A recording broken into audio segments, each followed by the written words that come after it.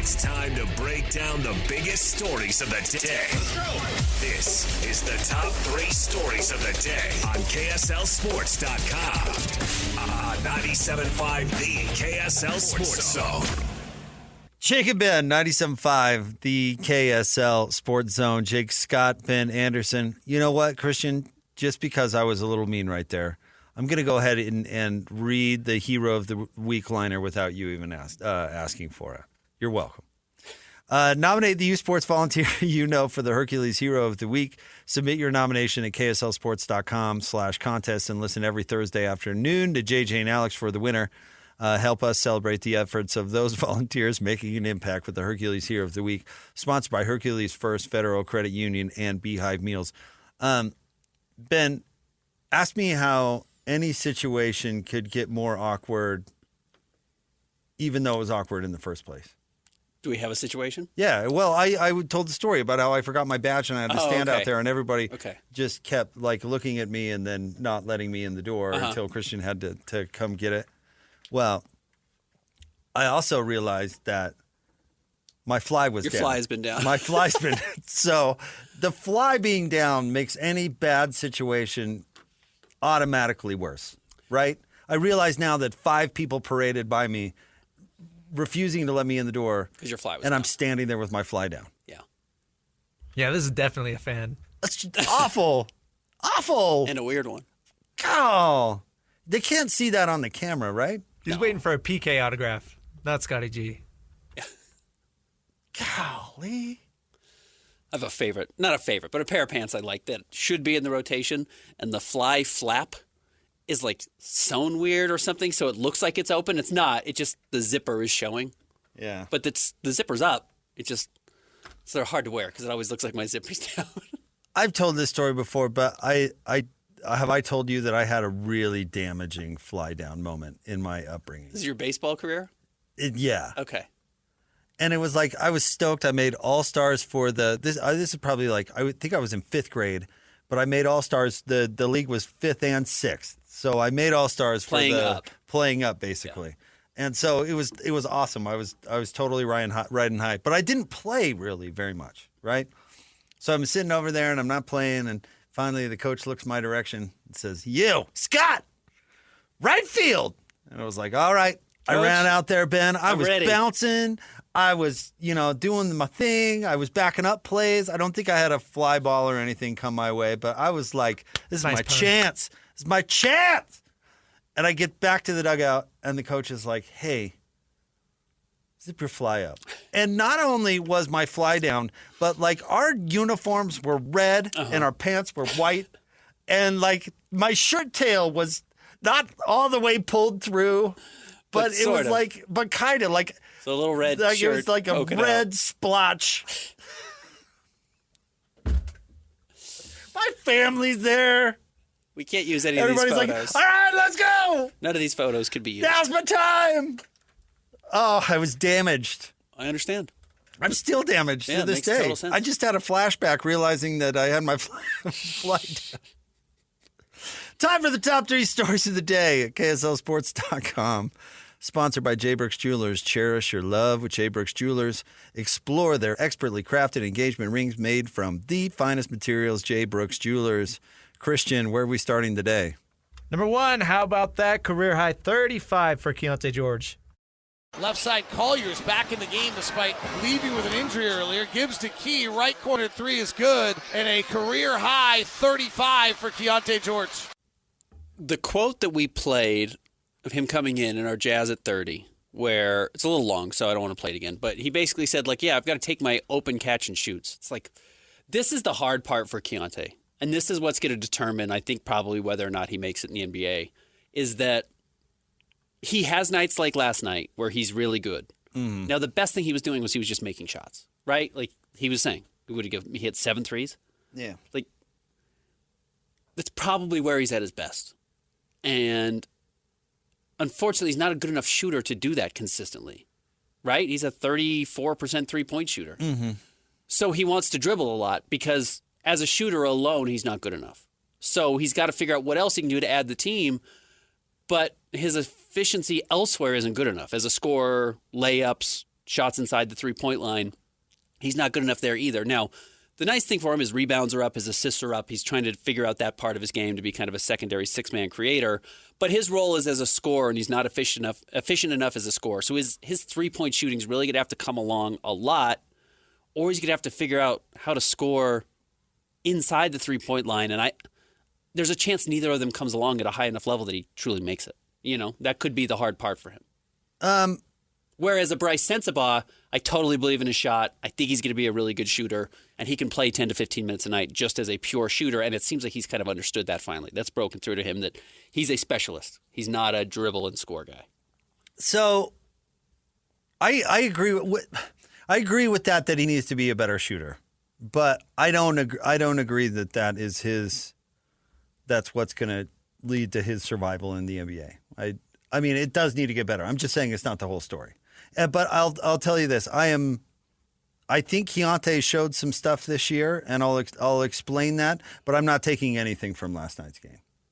I mean, actually, the only thing I'm taking from last night's game is that he did shoot it well because he needs to shoot it better. Uh-huh. So yeah. That's the only thing I'm taking from last night's game. And here's what I'm going to say. Here's how I'll explain it. Ben, why I hated the NBA bubble so much. And LeBron was like, had comments the other day. Did you see him where he was like, that was the hardest title to win? It was not. Those teams in that bubble all had a handshake agreement and said, listen, guys, we're not going to play defense here. We're not going to go out and that's not what we're going to do. Uh-huh. We all have to come back to the same hotels. We're all spending all this time together. We're just not, it's a crazy circumstance.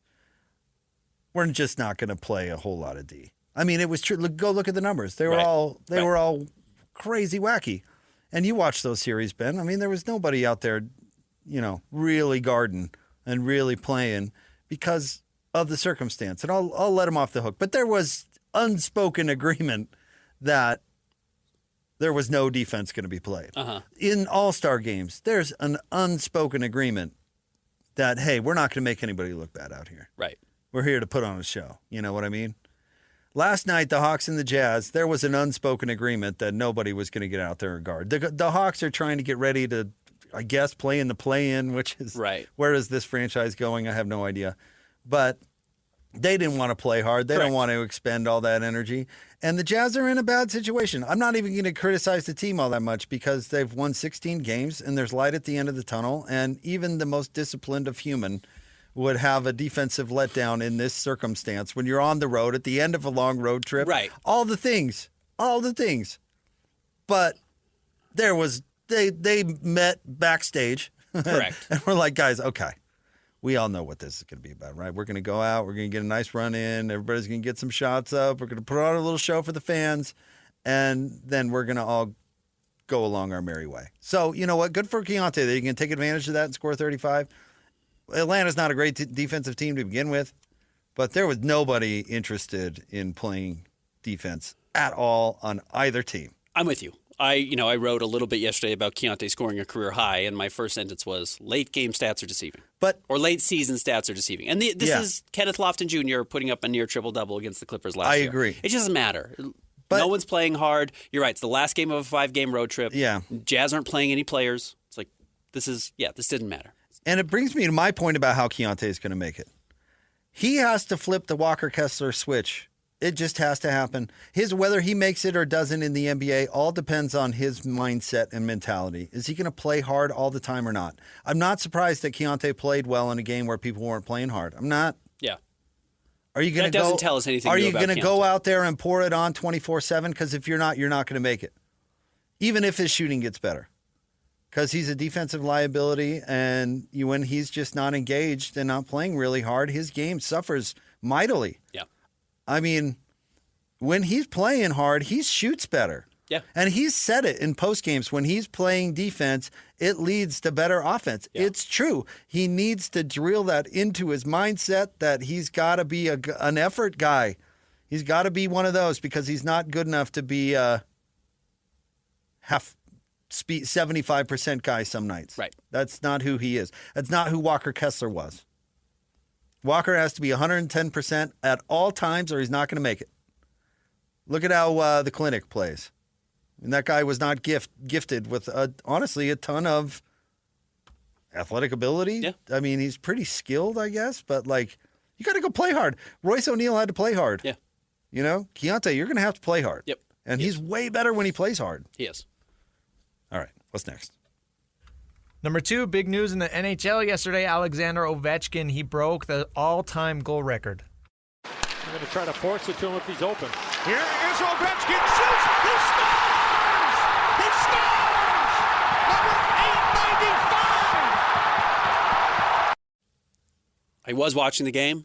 I watched Friday night. He scored 2 goals against Chicago, had a chance to break it in Chicago, didn't want to do it on an empty net. Chicago had to pull their goalie because they were down at least one, maybe it was 2 goals, but I think it was a goal late, and he refused to go on the ice because he didn't want to score on an empty net, and then took care of it immediately. Pretty amazing. So Wayne Gretzky broke Gordie Howe's record, the goal one. I didn't know, but I can't remember where I heard this. I saw it somewhere on the Snap Talk or something like that. And it took Wayne like 7 games or something like that to break the record. 2 weeks almost. And Gordie came to every game. He's like, "God, Wayne, would you do it already? Man, I got stuff to do. I got a life to live." That's like 3 weeks. Right, to be traveling.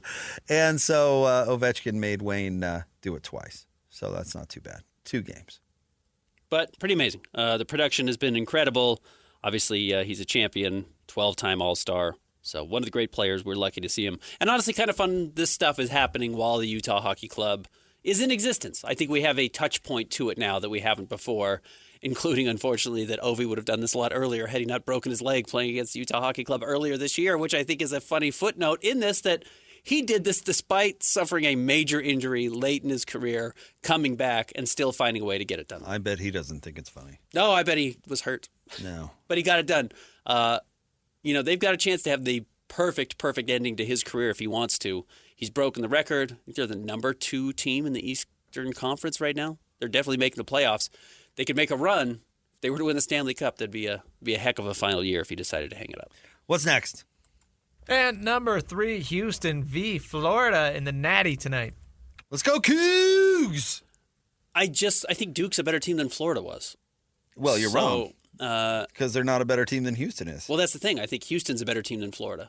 I think Duke might have been the tougher challenge for Houston. I could be totally wrong. I had thought I had picked Florida to win the championship. I had picked Duke to win the championship. Well, rough. That's a rough one for you, Ben. So I do not have Duke, or I'm not going to win our little bracket. I'm sorry for you. JJ's killing it, though. JJ is like 40 points He's ahead of the everybody. one that needed to suck. I know. You're going to have to. Well, the nice thing is, if you really had a good bracket, you're going to have a chance to win. The reason I think Houston has a shot against Florida as the underdog is because Florida is a one-man team, and not true, but that's how they've won in this tournament. He's been Walter really Clayton's good, been though. awesome, which is great. Having No, a good I mean- guard is how you win. It's almost like LeBron tries to be in the NBA. He lets the rest of the team fart around for a little while, and then when it gets to the point where they need to make a run, he's like, "All right, I'll take the ball now." Yeah. But they've been down in every game in the tournament, right? At some point, and have had to come back, some major comebacks. But Walter Clayton is really good. He's been the best player in the tournament. He had 34 against Auburn. Yeah, he has been the best player in the tournament. He's been really good. And so if there's a team I think that can take that away, I think it's probably Houston. So Yep, I'm agreed. really curious to see what the chess match is like tonight. They have more bodies and guards to throw at him than I think other teams have along the way. Absolutely. So that's And why a I'm picking scheme Houston. and all that, I think yeah. Houston's going to win. I hope so. By the way, Jake, you are not going to finish last. Oh, congrats. Did you picked Houston to win, right? I absolutely okay, did. so you picked up some late points. Who's going to finish last? How you doing? Your guy Chandler. I'm middle of the pack. I'm right in the middle. Am I second to last? You are second to last. Oh, nice. But, If they win, I won't be. well, right, but you're not going to finish last. Chandler has Duke and Michigan in the final. So he's- regardless, you're going to finish above Chandler. Yeah, you bet I am. Take that, Chandler. You know why we should all be rooting for Florida? It's a familiar name coming off the bench. One Micah Handlogden. Oh, Big is Ben it Ben's Handlogden's son? son. Old Ben? Former jazz man. Not a good one. Yeah, of course not. No. This is maybe the worst NBA player I've ever seen in my life. Truly, maybe the worst NBA player I've ever seen. Oh, yeah, it's his son. Look at this kid. Looks just like him. Yeah, he does. No, I covered the team Ben was on, and he was a fine human. He's in the that infamous Gordon Hayward trade, right? He was one of the pieces that went to Phoenix that brought back the pick from the Knicks. Yeah. Yeah. The Gugliotta trade. Yeah. Sayonara, Ben. Man, that was one of the great trades in Jazz history. You know, Kevin O'Connor wasn't the perfect GM, but he doesn't. I don't know if he gets enough credit. He was a very good GM. He made some pretty savvy moves. Traded with the Utah Jazz with Keon Clark to the Suns for Tom Gugliotta, a 2024 first-round pick, which turned into Kirk Snyder, with a second-round pick, Alex Aker, with, and a 2010 first-round draft pick, Gordon Hayward, A+. Yeah, Kirk Snyder, I covered that team too. I think he only lasted 1 year with the Jazz. Yeah. I think they figured out that he wasn't. He didn't read the scouting report, was my understanding. Like, literally would not look at the pages. He wasn't that. That same year, they drafted Chris Humphries. The former or the future Mr. Kardashian. So the Jazz, that year, you're right, they take Kirk Snyder, they take Chris Humphries. The player taken behind Kirk Snyder was Josh Smith, who ended up having a very long career, and the player taken behind Chris Humphries was Al Jefferson. They missed on both. I am complimenting Kevin O'Connor, and you just have to drag him through the mud. Well, they whiffed on both those guys because they didn't want to draft high school players. And both of those high school players ended up being way better NBA pros. I don't know they took.